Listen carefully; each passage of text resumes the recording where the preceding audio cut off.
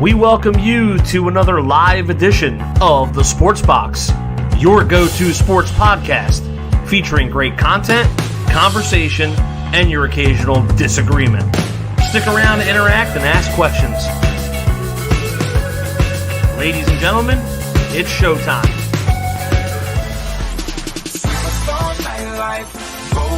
On smoke, it's all about the cash flow. So come on and get this money, man. Getting paper, and we always do it major on the slow. You know it. Man, it's been a minute since I've been on live and doing our show. It has been a minute. Well. We had some breaking news today. Trevor Lawrence got paid. My boy Brian hit me up and said, we need to talk about it. So we're talking about it. I wanted to get on tonight and discuss this crazy amount that the Jacksonville Jaguars gave their, I guess we could say, for franchise quarterback. Reference. He's a franchise quarterback now. Yeah. It's just no if, and, or but about it anymore. As always, this is Game Winning Drive. My name is Drew. This is my boy Brian. We call him Be Easy. He has his own show, and we are on the Sports Box Network. Usually have a couple guys with us, but, we want to keep it short and brief tonight and have the two smart guys talk tonight. So we're going to have that tonight. Obviously, give us a like on the show. Give us a like on the network, Sports Box Network, and also give us a follow on Game Winning Drive. We're on Facebook, Twitter, and Instagram. And we'll be following that bottom line right there. You can give us a follow and a like I said, that we really appreciate it. But yeah, man, I didn't want to get into how we're doing. Let's just dive into it. Jacksonville Jaguars quarterback Trevor Lawrence has signed an extension worth $275 million for 5 years. $200 million guaranteed, $142 million when he signs. Trevor is now the highest paid player in the history of the NFL. Let that sink in. Is he worth it as we speak today, Brian? He's worth it for Jacksonville because as far as I know, and I didn't get a chance to do a lot of research on this. I should have before I came on the show, but I was kind of ripping and running, got home, jumped right on here. But if I'm wrong, I'm wrong, but I think I'm right. I don't believe they've had a franchise quarterback like Trevor Lawrence possibly since Byron Leftwich, right? He has been the guy. Byron Leftwich was that franchise guy, right? They invested a lot in Byron Leftwich. They haven't really had a stable quarterback, a guy they can say, this is our guy for the next 10 years since Byron Leftwich. Now, Byron Leftwich wasn't there for 10 years. I believe he was there for 7. Right, he wasn't there very long. Then David Garrard came along, and then they kind of floundered a little bit. They drafted Blake Bortles, I believe, in the top 5. Yes, he got them to the AFC title game, but he just wasn't the guy, right?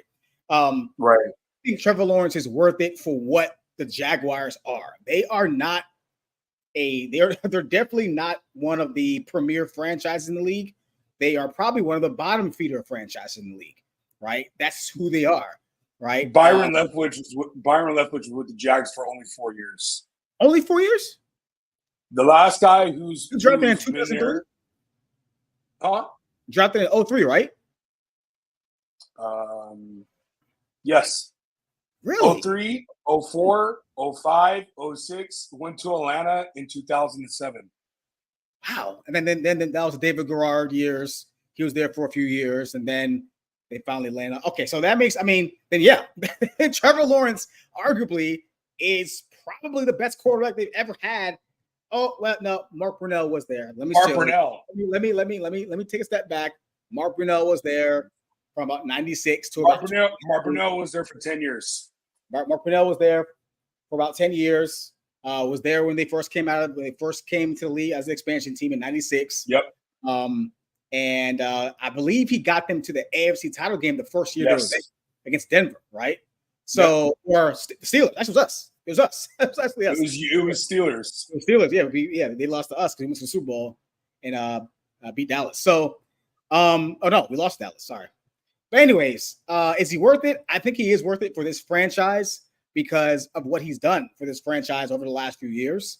And honestly, look, I don't know exactly what type of reflection they go into when they're thinking about when they were thinking about this, when they were negotiating. I am sure that his agent brought up some things of like, look, man, this franchise has really been nothing the last decade, right? You really haven't had a quarterback.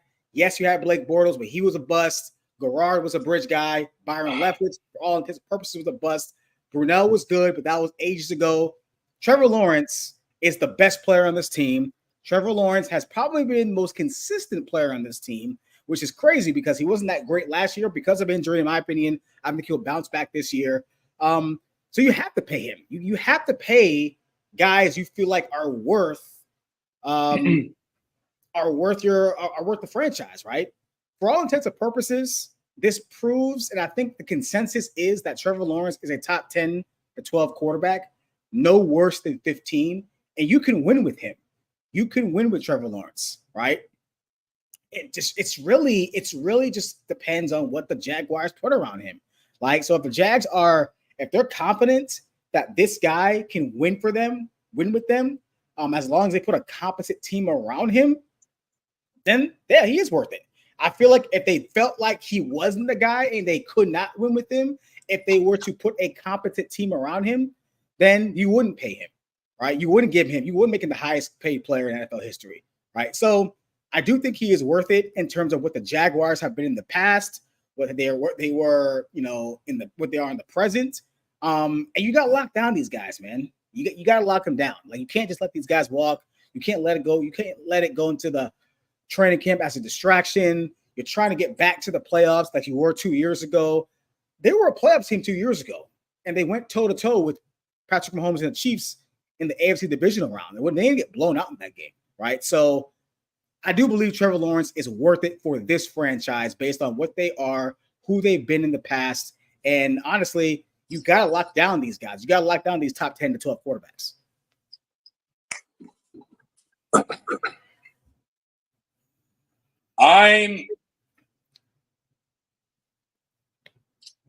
How do I say this? Okay, so Trevor Lawrence as a talent, phenomenal. I think from an arm talent, the ability to escape the pocket when he needs to be that dual threat that this game is finally recognizing and evolving to. Yep. He's there. The problem I have with Trevor Lawrence is I think his body is becoming a little bit more brittle than I would like it for it to be. I think people forget that his rookie year was a non-existent year because of him having Urban Meyer and not getting the development that he needed. Mm-hmm. Year two, he took a huge step, which all of us were salivating at the point where, oh my God, Trevor Lawrence, this is what we expected. He got into the playoffs. He beat the Chargers down 24-something. He showed a lot of poise in the second half of that game. And then he played a game that we all expected the Jaguars to go against in Kansas City, where the matter of difference was a drive for Kansas City to win that game, I believe. I think it was a very close game. In the offseason last year, under Doug Peterson, who I love as a head coach, I felt like they were extremely, extremely loaded offensively heading into the 2023 season, which was this past season. And develop-wise, I feel like he took a huge step back. We could say it's injuries. We can attest that he did have some type of injury. But before that injury even occurred, I felt like he was still being very inconsistent. So when I see these situations like his, it's very unique because you can't count his rookie year. So I'm on the other hand where I would have waited out this year and paid him in the offseason. And if by some chance, which it could very well happen, he can have a Dak type of year, Brian, where it goes crazy on his contract year, you still have the option to give him the FT or you can give him the long-term deal and bite the bullet instead of going the Dallas Cowboy route, which I still think to this day was a terrible route by them. I just don't think he's worthy of being the highest paid player. I don't think I know it's the business and it's next guy up. But when I hear next guy up, I think of okay, this guy who's doing great, who's consistent, is the next guy up. Because now, what are you going to say? What if you're Miami? What do you say to Tua? Because Tua's camp is going to be like, bitch, I literally am better than Trevor Lawrence. I have probably this. I think they're close to similar stats. I remember us having this discussion before. Maybe you can look it up. The only thing that Trevor Lawrence has on me is a playoff win, which is huge. I still think wins and losses is a team narrative, but it's still something that Trevor Lawrence can have on his back pocket. I just think this contract ruins it for Miami Dolphins, and it ruins it for the Dallas Cowboys in a negotiation tactic. Because if I'm Dak, I'm holding all the cards. This is huge for Dak and Tua. I just don't think Trevor Lawrence is worth $200 million guaranteed, Brian. I just don't see it. It's a quarterback-driven league. It always will be until the day we die, until our sons die, and our daughters die. This league will always be quarterback-driven. But Trevor Lawrence, I can't fathom myself to extend somebody. Like he's making more. I think he's making more than Joe Burrow. I think he matched it. But they matched it. There's 9 quarterbacks above Patty Mahomes from a contract standpoint.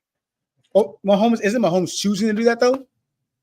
Isn't Mahomes going the Brady route, like choosing? If he is, then I had no issue with it. But yeah. I'm just like, it's crazy to me how some of these, like the tiers we talk about all the time on this show, and these dudes that get next up, it's crazy money that's going to these guys that I don't think deserves that title of highest paid player of all time in the history of the NFL.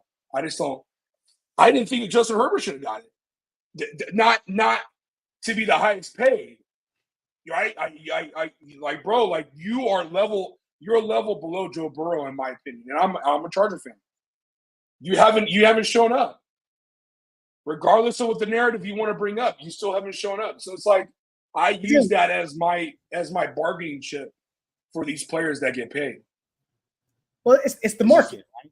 The market, you speaks for itself. You're getting paid based on the market, and he's getting paid less than Justin Herbert. And Justin Herbert has literally done, in my opinion, has done nothing. If we're talking about wins and losses and success and playoff success, Herbert has done nothing. like I think he's going to succeed now because he has Harbaugh. I think Justin Herbert, I really feel like, I don't think it's pressure, but I feel like the expectation has gone up because now you have a head coach who knows how to put their quarterback in position to win.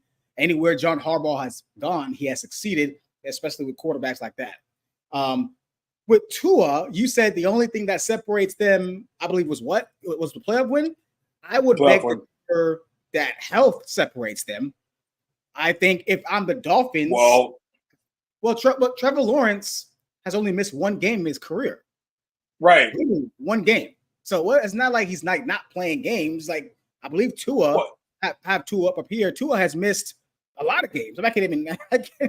He's missed quite a few games. Last year was the only year he's finished the season. Right. I agree with you. I'll add that with Tua, he's had much more around him to succeed. Right.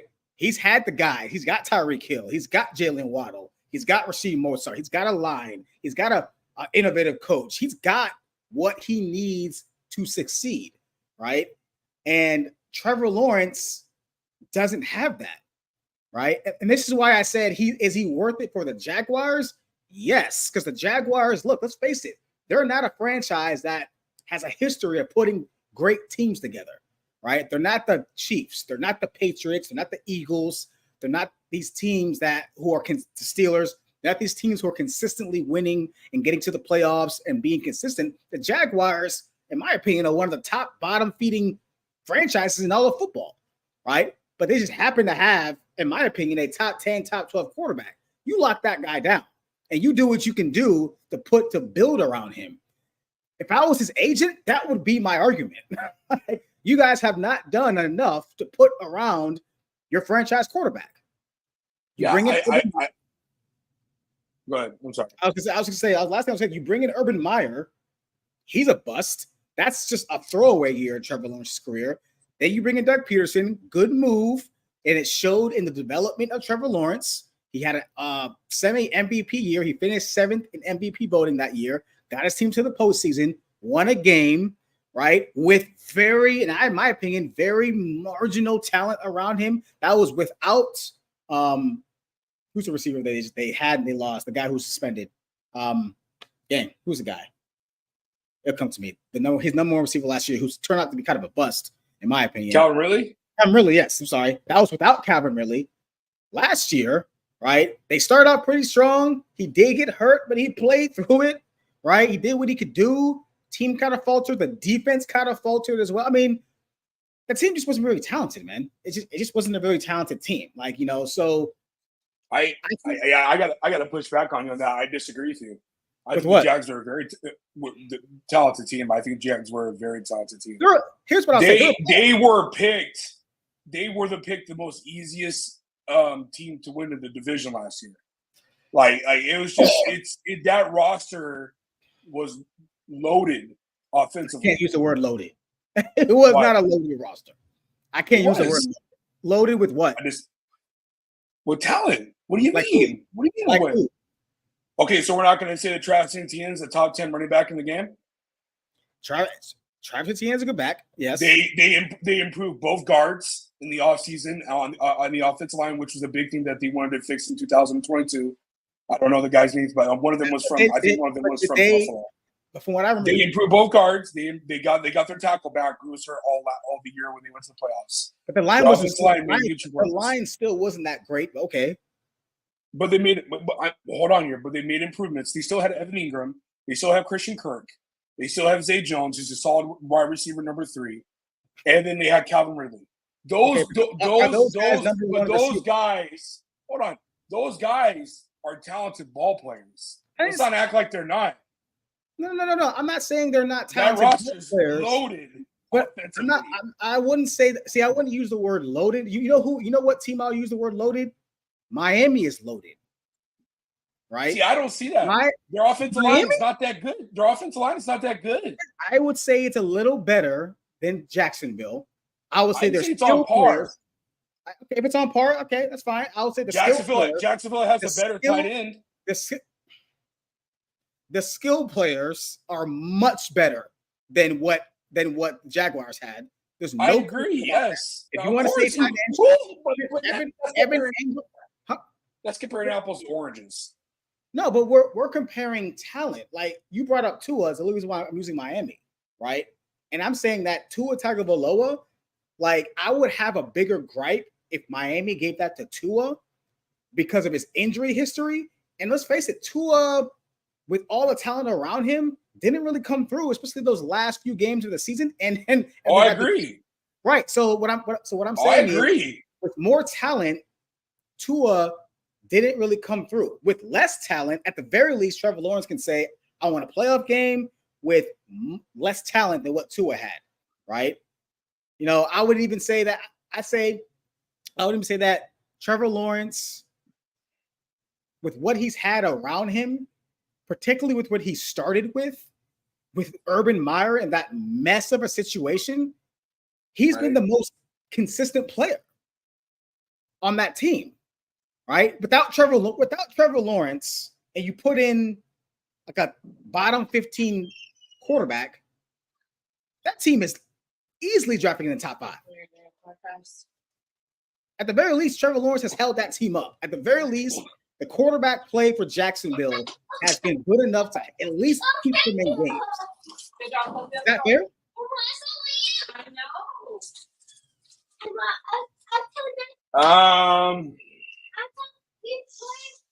Hold on.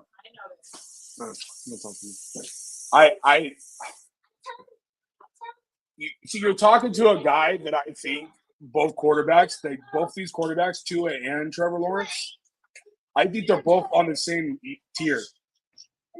I remember you and I agree that Tua is. I think Tua is that plug and play type of quarterback. Yeah. He's the guy. You reminds me a lot of Brian. He reminds me a lot of Jeff Garcia, a guy that I could plug into a system that could throw, that could be a playmaker when a lot of pressure's not on, and could be productive. But he's not the guy that I want to build my franchise around.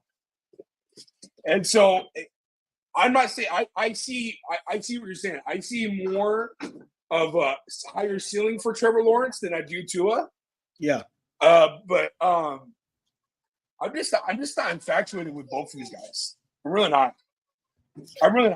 If I had to pick, if you put a gun to my head and I had to pick, I'll pick a Trevor Lawrence any day of the week and twice on Sunday. Just not even just from a health standpoint, from a physical standpoint, from a talent standpoint. Yeah, talent standpoint. I just don't like the contract. I don't like it. I think it's a fair contract based on. I think it's a fair contract based on what he's accomplished in Jacksonville. Okay. That's what I mean. That's so when you ask me, is it worth it? I kind of frame the question differently. I think it's worth it for Jacksonville. Now, if he was doing this on a team, an organization like Kansas City, like if he was doing this under Andy Reid, if he was doing this in Pittsburgh, if he was doing this in an organization that's respectable and stable, then I would say it's probably not worth it, because if this is all he's going to give you with those teams, if he can't figure it out with if he was doing this under Kyle Shanahan, I'd be a little worried, right? A little worried. But he's doing this in Jacksonville, man.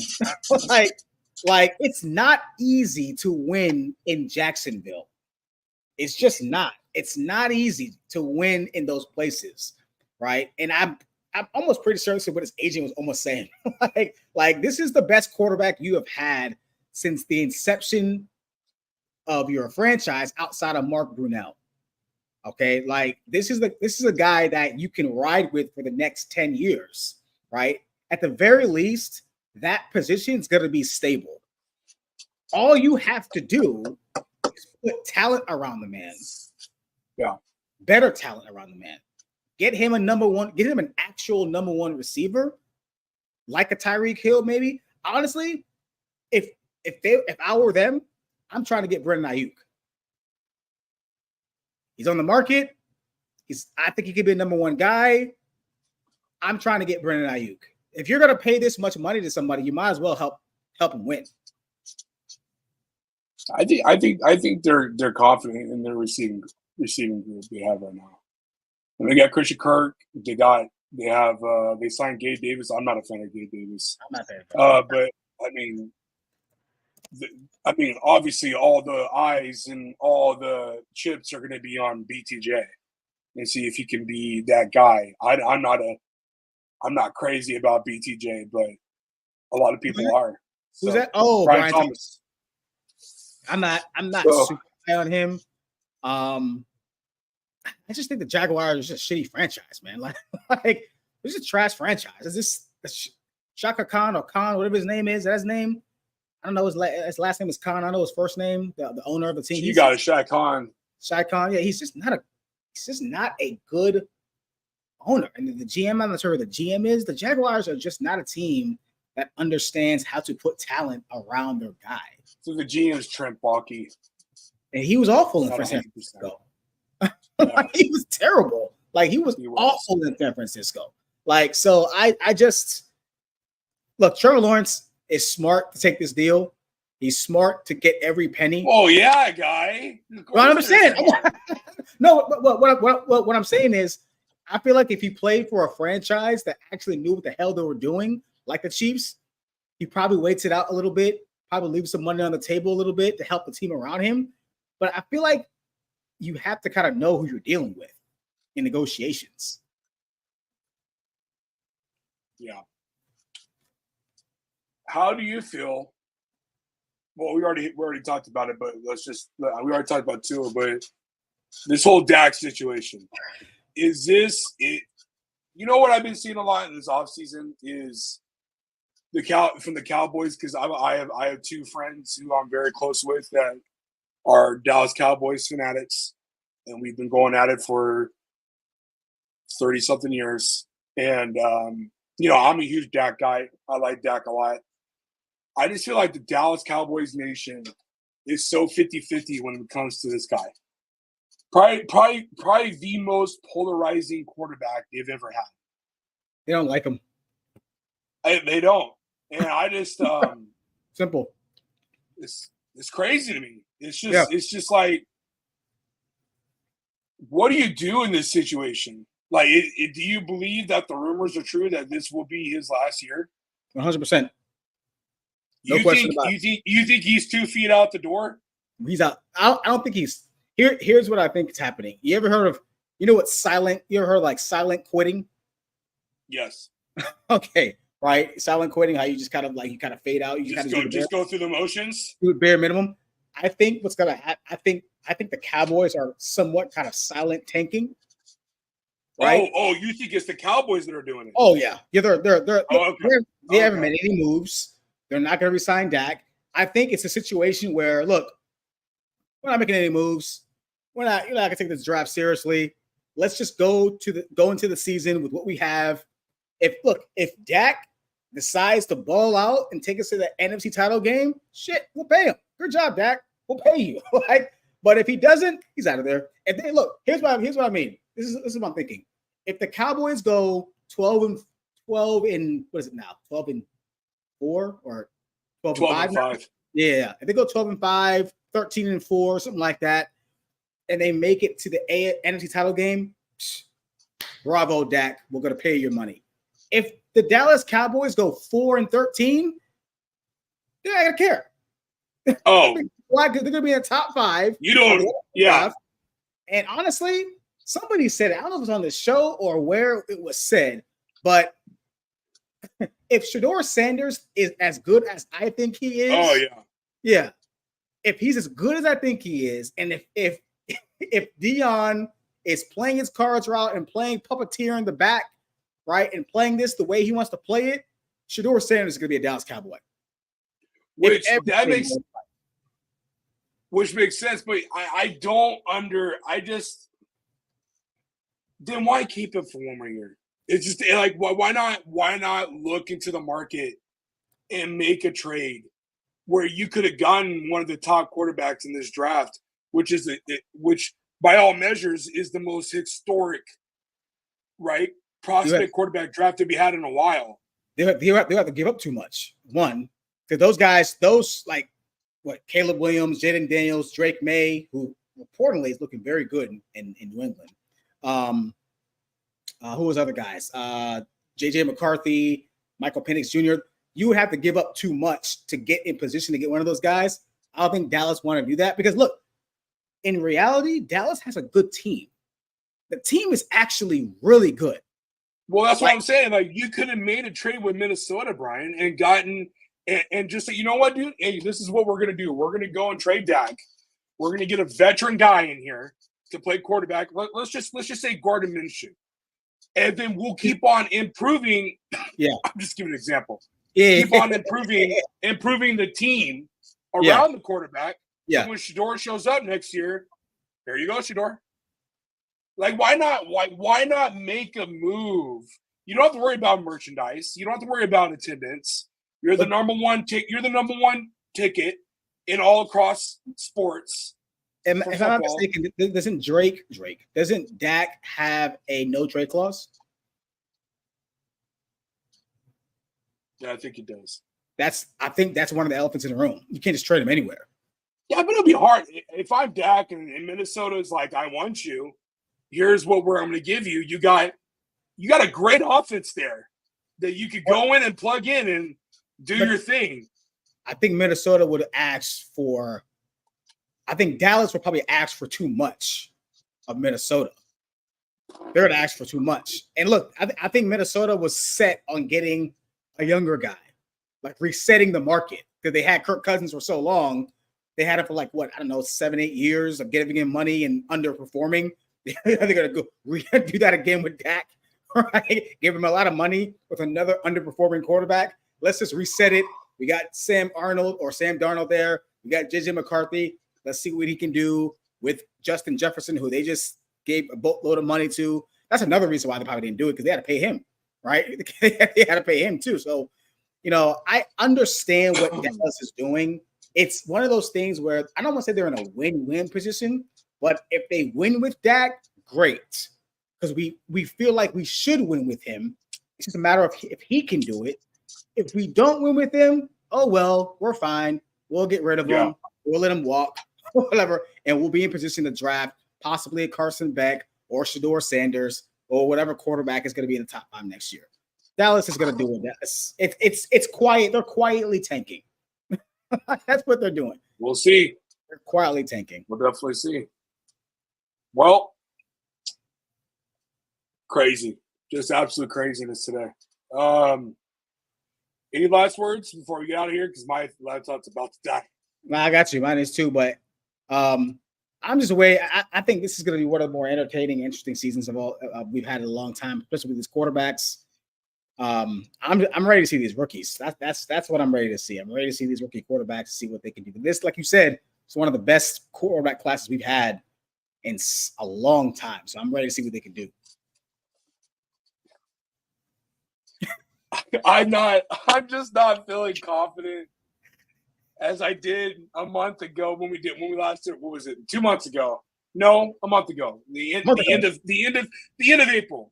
Yeah, about a month ago. Yeah. I don't feel confident with Caleb Williams.